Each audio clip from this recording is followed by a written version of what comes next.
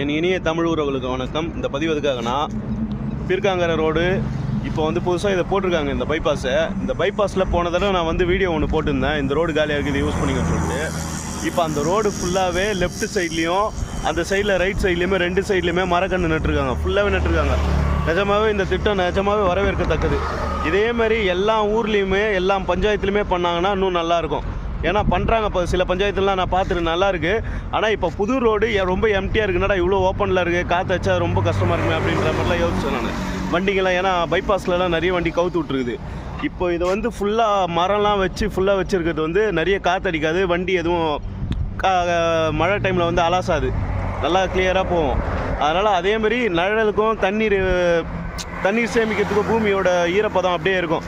இந்த திட்டம் நிஜமாக வரவேற்கத்தக்கது. தமிழக முதல்வர் அவர்களுக்கும் இந்த திட்டத்தை இந்த மாதிரி ஒரு விஷயம் பண்ணலான்னு சொல்லிட்டு யோசிச்சவனுக்கும் நன்றி.